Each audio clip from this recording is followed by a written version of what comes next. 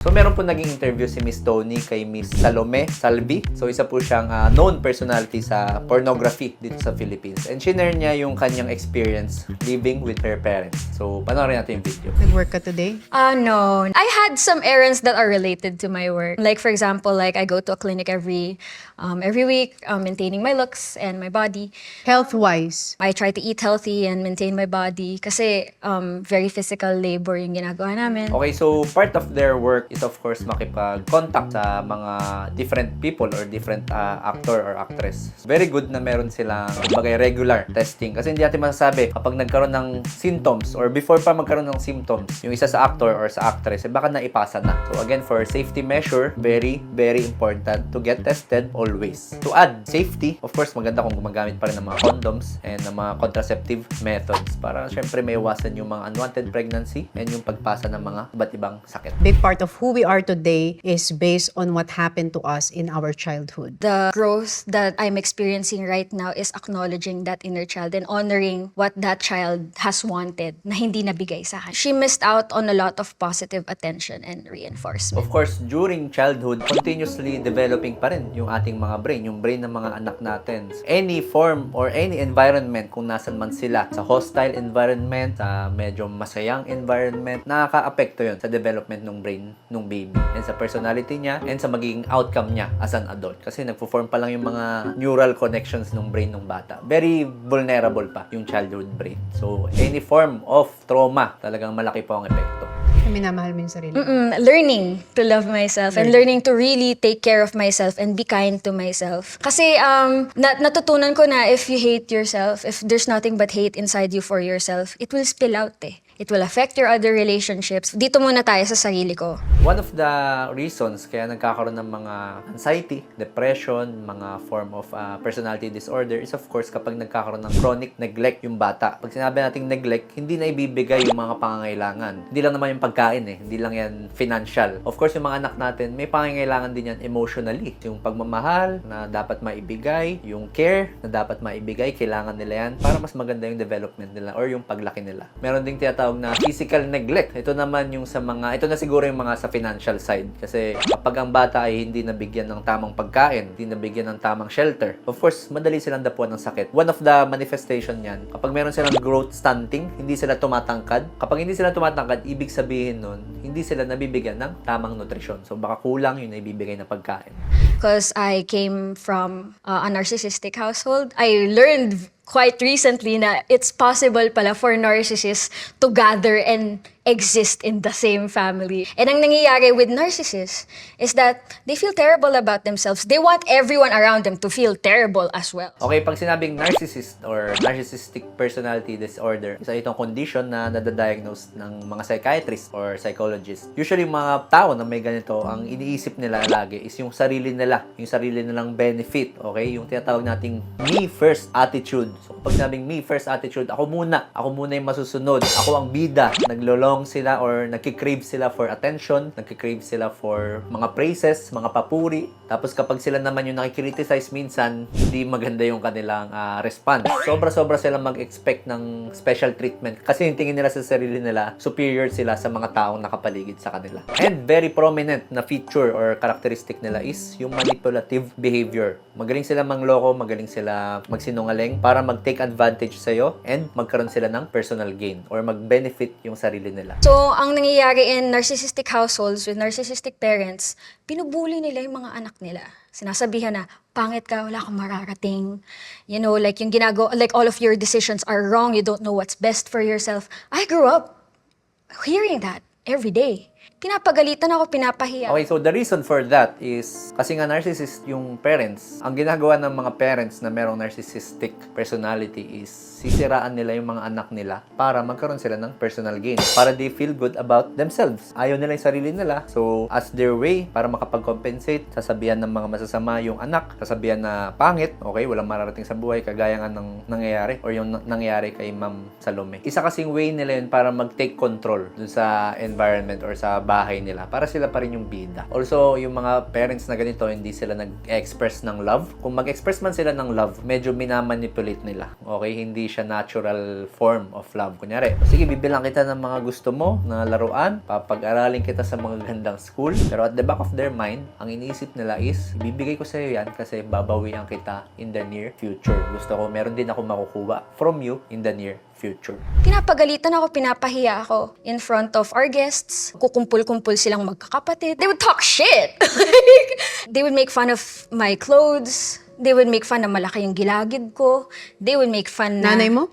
Nanay ko. Sabi ko kanina, very vulnerable ang brain ng mga bata. So, any form of hostile or pangit na environment, magre-reflect sa or dadalhin nung bata sa pagtanda niya. Pangit lang, no? Kasi as children, tinitingala mo yung parents mo bilang your first role model sa buhay. So, kung yung ginagawa nila, parang sa'yo, bilang bata, ito dapat pala yung ginagawa kasi yun yung nakikita mo sa parents mo. Pero kung ganito yung childhood environment mo nung bata ka, ang pangit, talagang dadalhin mo to hanggang sa pagtanda. Na-realize ko, like when I started visiting my friends' houses, nakita ko na parang they're all treating each other in a civil way. Bakit hindi ganito sa bahay? Kung mostly positive yung nakuha ko, bakit ako broken ngayon? Bakit ako merong body dysmorphia issues? Why do I... Okay, body dysmorphia, nasabi niya, yan yung nababanggit na rin natin dati yan. Yung mga pasyente, tingin nila sa sarili nila, hindi pa nila nare-reach yung gusto nila or yung desired nilang itsura. Nauuwi sa paulit-ulit na pagpaparetoke, pagpapa-enhance, paulit-ulit hanggang medyo sa mata ng ibang tao, medyo sobra na. Pero sa mata nila, kulang pa. O kaya naman, lagi silang or excessive yung pagpapayat nila, pagda-diet nila, or yung pag-gym. And correct, sabi ni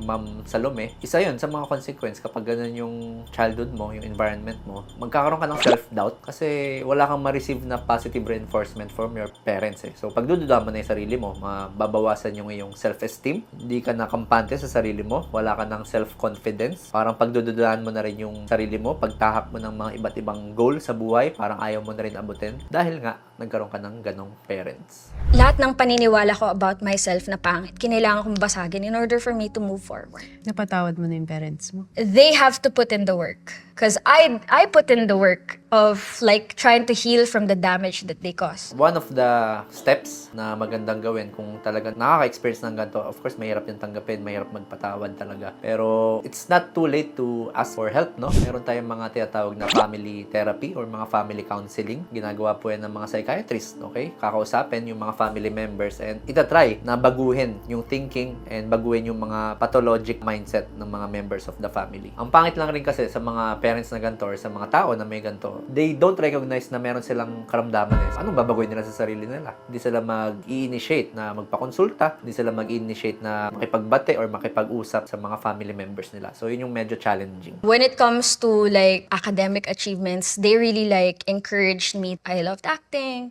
I love singing, and writing, and like I was able to do all of those things. Isa rin to sa mga warning signs actually na pwedeng, on the bad side pwedeng ginagamit din kasi siya ng parents niya for personal gain. Kasi anak ko yan, magaling yan sa academics, ang galing yan sa iba't ibang talents, maraming talents yan. Pero ang nafe-feel ng parents is sila yung na-uplift kasi natatalo nila yung mga ibang parents na medyo mabababa yung achievements ng mga anak. Pero in retrospect, I think na they were doing that kasi it looks good for the family yan. pag meron silang gifted child. Ayun na, sabi rin niya. May physical abuse nung 8 years old. Meron. Sexual abuse.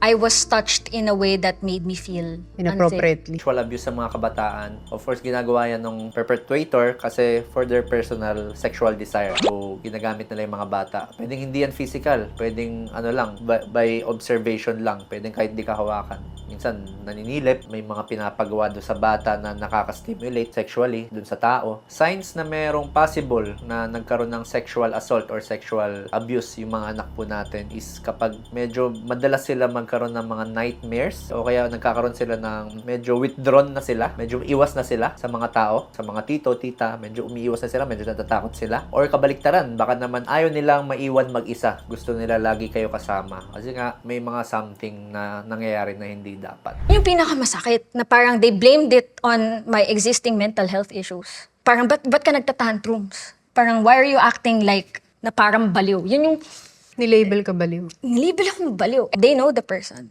who did that to me.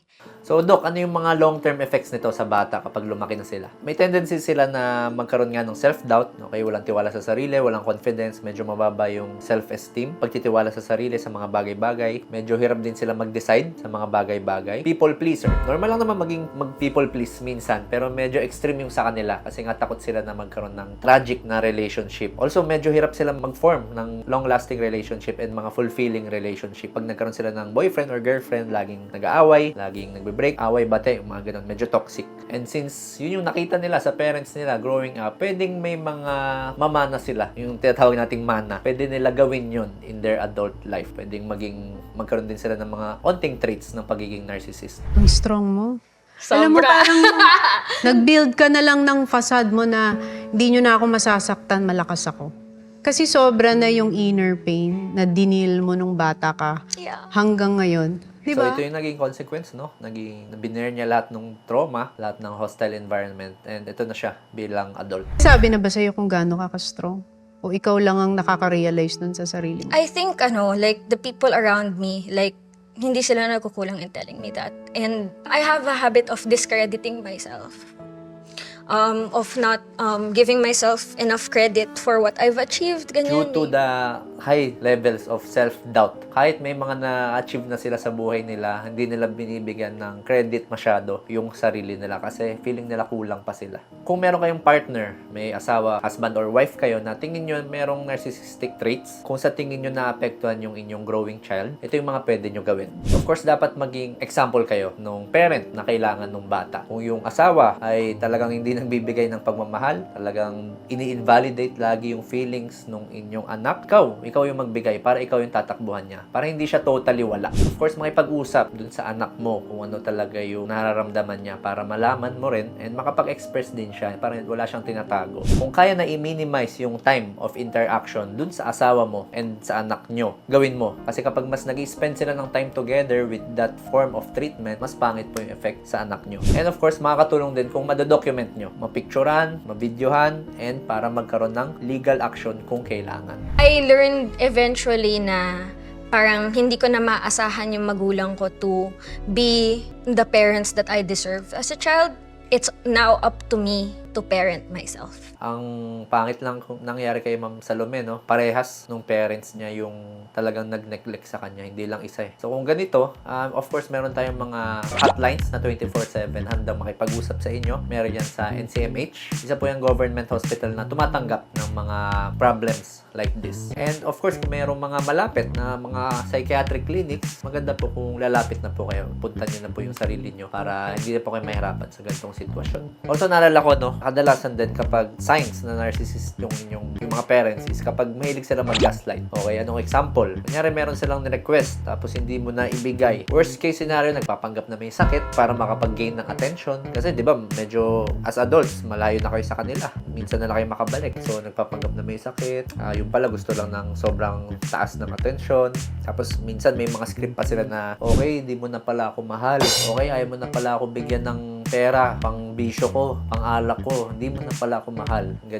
Ganyan. So, yan yung mga form of gaslight. Kung meron po kayong mga pinsan or kamag-anak na tingin nyo lumaki sa mga narcissistic na parents and medyo kakaiba yung ugali nila, ganito po yung way para mag-show ng support sa kanila. Of course, huwag nyo na po sisisihin. Huwag nyo na aawayin. Kasi hindi naman nila gusto yan eh. Hindi nila gusto yung nangyari. And victim lang rin sila dyan sa ganyang environment. Pakinggan nyo po yung kanilang mga kwento, yung mga saloobin nila. Huwag nyo pong i-invalidate yung mga feelings nila kasi valid po lahat yan and totoo pong nangyayari yung mga yan. And of course, maging pasensyoso din kayo. Be patient sa kanila. Kung medyo kakaiba yung ugali, hindi mo kasundo. Kung gusto mo talaga sila tulungan, magkaroon ka ng mahaba-habang pasensya. And of course, kung meron time, samahan nyo pong magpakonsulta sa mga psychiatrist. Naalala ko yung there was a person that I hooked up with. He was an artist. Parang sinabi niya sa akin na it's insane na I had to show my body and I had to become a different person just so I can tell myself na mali yung sinabi sa akin ng magulang ko when I was growing up that I was ugly. Kung meron kayong tanong, comment down below, and kung nag-benefit ka sa video na to, please follow my social media pages. To Ma'am Salome Salvi, thank you for sharing your story.